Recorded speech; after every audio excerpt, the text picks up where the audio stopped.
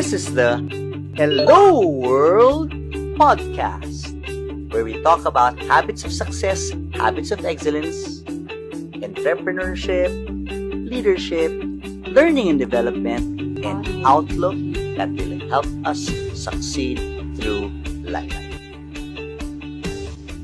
This is Louis Banta, CEO and Chief Trainer of Learning Just Made Better, or LJMB.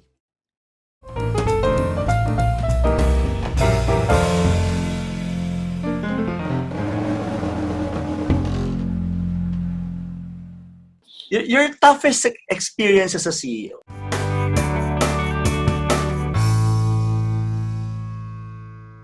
The toughest thing is one time I remember when I was being asked to be a CEO, senior management told me, okay, so usually when you are asked to be a CEO, they give you time to assess the current senior management people and decide whether you want to retain some of them, let go of some of them. It's always your prerogative, normally, unless you're told that it's not. But the thing that was tough for me was to be told that among the senior management team that were going to report to me, kailangan kong tanggalin na yung dalawa. That's tough because I'm not like that. I want to make my own call as to whether I will retain somebody or not. I don't want to be told because it's so unfair, because I'm coming in new. And yet, if I were to follow the instructions, it's just like I'm making a judgment without any basis at all.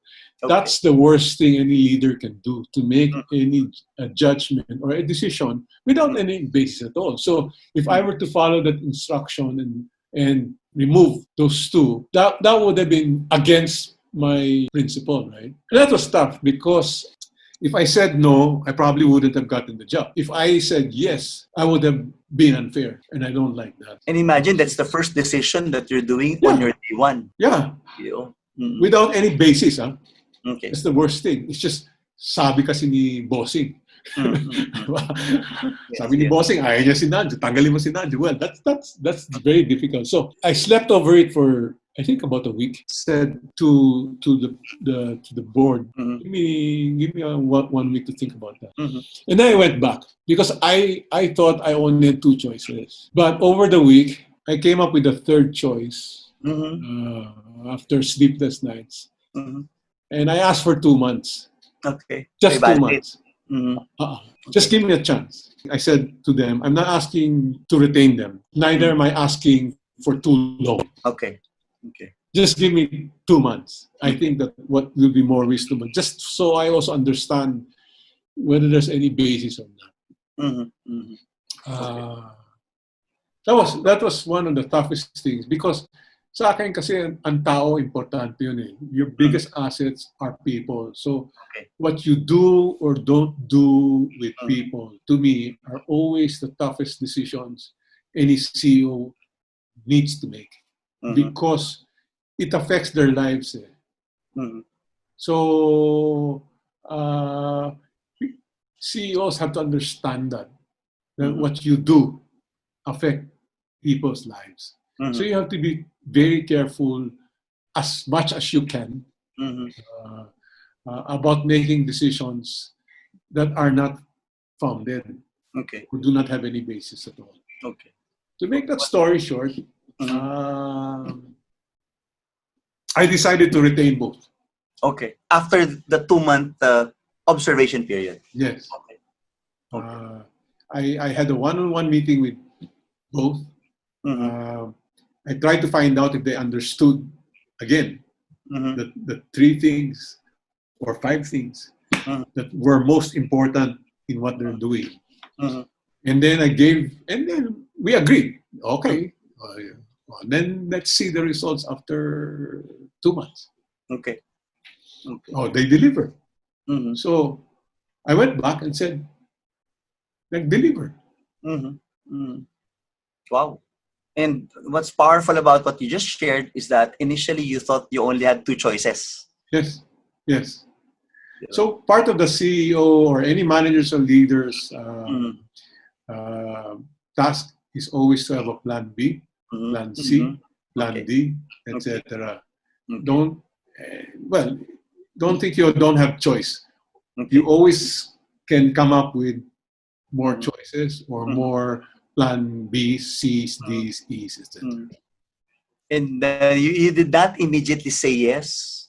You also did not, put your foot down and say no, because both decisions can really be damn if you do, damn if you don't. Precisely. And I would have no basis also for saying yes or no, right? Yes. Why should I retain, right? Okay. So I think it also made them realize that I'm a little different from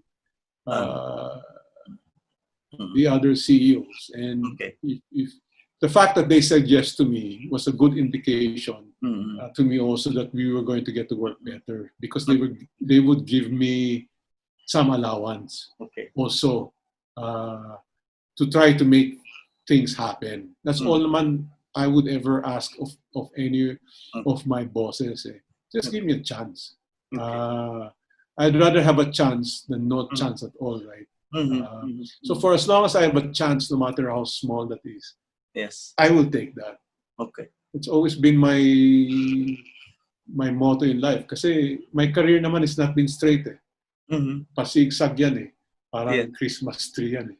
So, ganyan na raw ang career ngayon, ang career pathing ngayon. It's no longer diretso. It's not an easy way from ranks to going up. No. You have to zigzag, no? You have to zigzag. I think gone are the days where you go up straight. For example, you specialize in one position. For example, in sales. And then from sales, you become a CEO. Hindi na ata uso ngayon yun eh. Now, pero ako, I come from a different generation. Yes. I'm not fortunate enough to have been able to go through a straight path. I had to crisscross. Okay. Which is also good for cross-functional exposure or general management. No? Yes. Ang ganda ng sinabi mo, sir, kanina, no? Yung you spent a week to really think about it. And my lesson here, and I know that our listeners will also find this valuable, is you don't just do what you're told. Or as CEO or senior management, don't do what you're told, because again, it's damn if you do, damn if you don't. You have to know how to negotiate, and well, the board or your boss will see the pros and cons. And just like in your case, they went by your creative proposal. You're the third alternative, as I call it. Yes. Meron palang third alternative, no? Yes. To begin with.